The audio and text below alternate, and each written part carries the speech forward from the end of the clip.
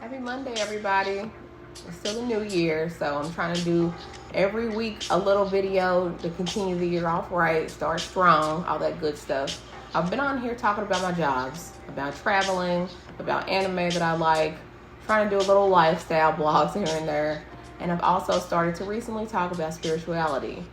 But I wanted to talk about the type of person I am in depth a little bit that creates the ability to go on all those walks of life. And that is because I am a neurodivergent person.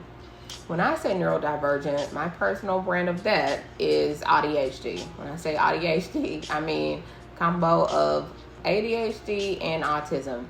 It is on a wide spectrum. Anybody that has this neurodivergence or divergence, none of us are the same. Whether we share similarities or different traits, like still going to be person to person to person. And I wanted to discuss who I am personally. Let me say person again.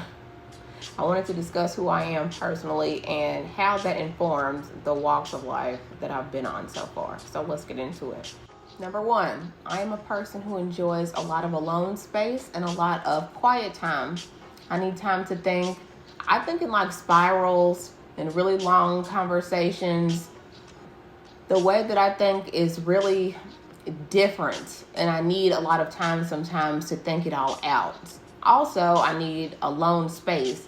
A lot of people that I'm around enjoy being around a lot of people, and because I'm an introvert, I only get charged up when I'm around people I'm comfortable with, but even with them, I still need like a lot of quiet time. I don't like loud noises. I don't like a lot of like combo going on at once, because I'm still caught up in that steady stream of thinking.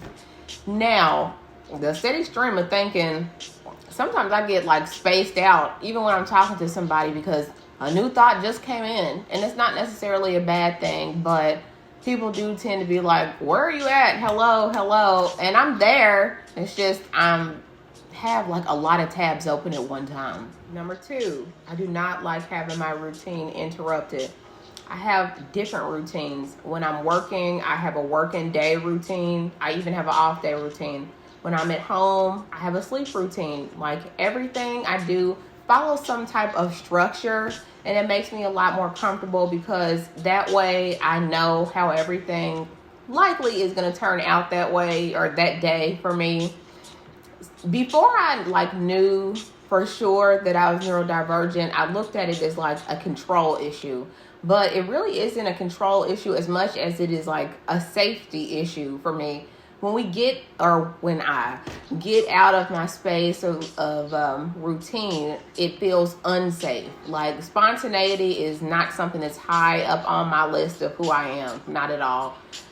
When it comes to routines, like even if I'm thrown off, I will still try to rebound with a routine after I've been thrown off. It's really interesting. But when I'm at work on different jobs, I have or make up a different routine of like the things that I need to get done for the day, which is typically why I like to work at night, because most of the time night shift is almost always like a bare bones skeleton crew, and you're pretty much free to do your own thing as long as you work. I don't have a problem with working hard, but I prefer to work hard according to this bullet list that I put together. So when I am with somebody who's comfortable doing things like off the head, like all willy-nilly and stuff, it kind of like, I'm not going to say it makes me uncomfortable, but I kind of have to get comfortable real quick. Get a routine even in that, okay, I'm dealing with somebody who's spontaneous. I'm going to have to go with the flow for this amount of hours. It's crazy. It's hilarious and it's crazy, but it works for me. Just don't throw me off my routine. I am sensory sensitive, and that is a good and a bad thing. When it comes to good, it's usually in terms of what I'm listening to, like music, because I am so sensitive. Like I hear different stuff in music. Different things stand out to me that may not typically to somebody else, probably unless they're under the influence. With me, it's a regular thing, like the strings of an instrument or the way a beat will go inside a beat. weird stuff like that that makes a song flow, even if there's no words. I love stuff like that. And because I'm usually so spaced out, I'm catching stuff like that. And it's the weirdest songs sometimes that give me really great comfort just because of some random thing that's going on inside the song. Bad things. When things are really loud, I do not enjoy that. I do not like different textures. They make me like extremely uncomfortable. Like, you know how a lot of people get really uncomfortable with the gunk at the bottom of the sink? I had to train myself to not be bothered by that, but there are other things that really freak me out. Sometimes it's the texture of a certain fabric on my skin. Sometimes it's even the way the wind feels outside. Like, all those things together probably are like, girl, what's wrong with you? But you would never know it because I'm not going to say it. I'll just quietly try to distance myself from whatever it is that's making me uncomfortable. But conversely, the things that work for me, sometimes I'll have a favorite fruit just because of the color of it, or just because of the texture of its skin when I bite into it, like different things like that. But I feel like it's the details that help me enjoy life more. And I also feel like it's the details in that honestly make me interesting when I point it out to other people, because it's things that a lot of people, holistic people, take for granted that I'm dealing with all the time. Like, when I look at colors, I'm looking for the colors in the colors that made the colors. I don't like, here's one, sensory. My sensory issues are thrown off with like patterns. If you notice, I will always or almost always be wearing a solid color. I don't like patterns. I don't like stripes. I don't like stuff like that. I like matching outfits that are matchy, just because of like sensory issues. Later on in life, I did like come to like things like stripes or dots or stuff like that. But very rarely will you see me in something very busy because it's throwing me off. And it's hard to explain, but the people who get it, get it. Next, I learned how to mask at an early age. What is masking? To me, masking is just behaving the way that I see holistic or regular people behave. I taught myself at an early age how to perform small talk, how to watch what's going on in mainstream, whatever that means, pop culture, current events, the news, all of that stuff, to at least know a little bit about whatever topics are going to be hot for the day in the environment that I'm in, so that I can stay, I don't want to say unnoticed, but unbothered. I'm not really a fan of really shallow conversations, but then on the other hand, a lot of the people that I've met wanted to tell me really deep stuff about themselves. So to strike a happy medium, I had to learn to do as the Romans do in whatever environment I was in. If I'm in a medical environment, you better believe sometimes I'm at home learning medical or watching medical videos to like make sure I know the jargon and or have something to contribute that is not personal. When I was in an office setting, it was never hard to, be on Google, be on a newspaper website, whatever it is that would keep more attention off of me and onto whatever the actual topic is. A lot of holistic conversation isn't really about much, and that's okay. There's nothing wrong with that, but I'm not particularly interested in it either.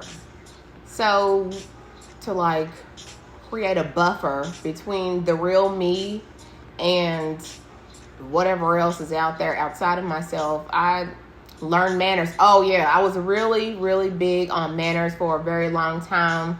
Propriety, gentility. I used to have a whole list of things that I wanted to be simply in the interest of appearing normal. And not only appearing normal, being mannerly, pleasant, polite, all the things that make people comfortable. Because when you are being yourself, it tends to make people uncomfortable, even if you're not being rude. Silence sometimes reads as rude. So to circumvent that, I just learned how to talk that talk. And I have done it my whole life. I've learned as an adult that it spills over into soft skills, your ability to build personal relationships with people. So I'm not going to say that I'll probably ever abandon masking. But it's not really to keep other people comfortable, it's to keep me comfortable. Not everybody gets that. The last part I want to talk about is actually my favorite thing about being neurodivergent in my experience is actually being creativity. I'm a very creative person. I don't remember who said necessity is the mother of invention. But I want y'all to know that neurodivergence is the father because that's the creator of creativity for me. I'm kidding. Anyway, creativity informs everything I do in my life. Like, it's helped me become safer, but it's also enhanced my relationships when my people skills were not able to. Even though I don't like things like stripes or busy patterns, I know how they can enhance someone else's experience. I may not like the skin of a fruit or something about a vegetable, but I know that the flavor of it can add to somebody else's dinner. So I use my creativity as both a sword and a shield, but all in a good way, like in a good way. So that's not something that I think will ever leave me either. I just wake up with ideas. And then when it comes to ideas, I not only come up with ideas, but one of the things that I enjoy the most is coming out of the box with stuff to help other people. That's what I like. So I don't know if I would be this way if I was holistic, though I'm sure there are plenty of holistic people who are creative as well. There's some really off people that are neurodivergent that come up with some of the most thought-provoking things in life, or at least that's been my experience.